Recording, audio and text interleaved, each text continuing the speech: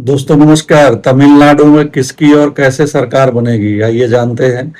ऐसी खबरें आ रही हैं कि तमिलनाडु में एआईएडीएमके की सरकार बनाने की कवायद चल रही है ताकि दलपति विजय को मुख्यमंत्री बनने से रोका जा सके। ऐसे में बहुमत का गणित क्या बनता है, तो पहले जान लेते हैं कि किस दल को कितनी सीटें मिली हैं। विजय की पार्टी टीवीके को 108 सीटें मिली है। इनमें विजय दो जगह से चुनाव लड़े हैं तो एक सीट कम हो जाएगी, यानी 107 सीट ही होगी। जो बाद में चुनाव होगा तो देखा जाएगा। स्टालिन की पार्टी डीएमके को 59 सीटें मिली हैं। पलानिस्वामी की एआईएडीएमके को 47 सीटें मिली हैं। कांग्रेस को 5, पीएमके को 4, माकपा को 2, भाकपा को 2, बीसीके को 2, आईयूएमएल को 2 सीटें मिली हैं। एक एक सीट भाजपा, डीएमडीके और एएमएमके को मिली हैं। इस तरह कुल सीटें 234 होती हैं और बहुमत के लिए किसी भी दल को 118 सीट की दरकार है।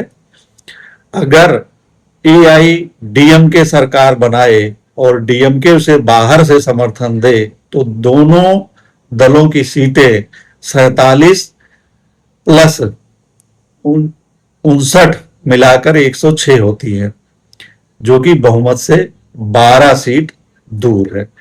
ऐसे में इन्हें एआईडीएमके के गठबंधन वाले दल समर्थन दे सकते हैं, जिनकी कुल सीटें 7 होती हैं।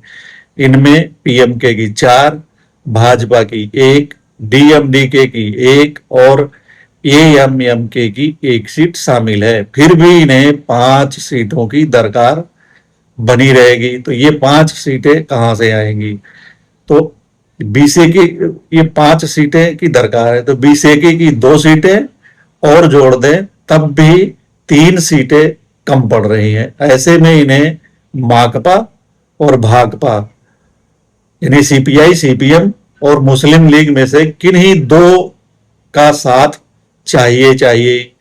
कांग्रेस के पास 5 सीटें हैं, लेकिन वह इन्हें समर्थन शायद ही दे। तो माकपा, भाकपा, मुस्लिम लीग के पास 2-2 सीटें हैं, यह 6 सीटें होती हैं। तीनों दल भी इन्हें शायद ही समर्थन दें। तो बिना इनके समर्थन के जो है एआईएडीएमके की सरकार बन नहीं पाएगी। तो दोनों वाम दल भाजपा को बाहर रखने की शर्त पर समर्थन दे सकते हैं। ऐसे में एआईडीएमके की सरकार बन जाएगी। सवाल यह है कि क्या वाम दल ऐसा करेंगे? वाम दल ऐसी ऐतिहासिक गलतियों के लिए ही जाने जाते रहे हैं। पूर्व में वह 2 बार आरएसएस समर्थित सरकार में शामिल हो चुके हैं। अब तो केरल में कांग्रेस ने उन्हें सत्ता से बाहर किया है, तो प्रतिशोध भी एक बहाना हो सकता है कि उन्होंने हमें सत्ता से बाहर रखा तो हम भी उन्हें सत्ता से बाहर रख दें। हालांकि वाम दल और मुस्लिम लीग विजय की टीवीके को समर्थन दे दें तो उनकी सरकार बन जाएगी। ये दल ऐसा क्यों नहीं कर रहे हैं, यह तो यही जाने। लेकिन जो इन्हें करने के लिए प्रेरित किया जा रहा है वह ऐतिहासिक गलती ही होगी। यानी यदि ये एआईडीएमके डीएमके की सरकार बनवाने में समर्थन देते हैं तो ये इनकी एक बार फिर ऐतिहासिक गलती ही मानी जाएगी। तो बेहतर होगा कि ये विजय की जो पार्टी है उसको समर्थन दे दें और वहां पर फिर जो है विजय की सरकार बन जाएगी, क्योंकि उनके पास 108 सीटें हैं। 5 कांग्रेस की हो गई हैं, तो 8 5 13, 113 सीटें हो गई हैं। 5 सीट चाहिए। मुस्लिम लीग की 2, सीपीआई की 2 और सीपीएम की 2, यानी 6 सीटें मिलके 120 सीटें हो जाएंगी और विजय की सरकार बन जाएगी। और इस तरह वाम दल ऐतिहासिक गलती करने से भी बच जाएंगे। देखना ये होगा कि ये दल करते क्या है। और वहां पर राज्यपाल की भूमिका महत्वपूर्ण हो गई है, वो कैसी भूमिका निभाते हैं। क्या वह विजय की सरकार बनने देंगे, जैसा कि अभी तक लग रहा है। जो शर्त उन्होंने रखी है कि 118 विधायकों का समर्थन ले आओ, उसके बाद ही वह उन्हें आमंत्रित करेंगे।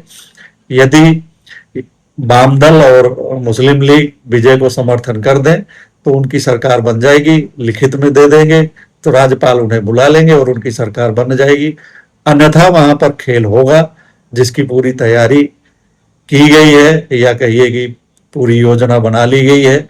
लेकिन उसके बावजूद यदि वाम दल अपना समर्थन उन्हें नहीं देंगे तो उनकी भी सरकार बननी मुश्किल ही है।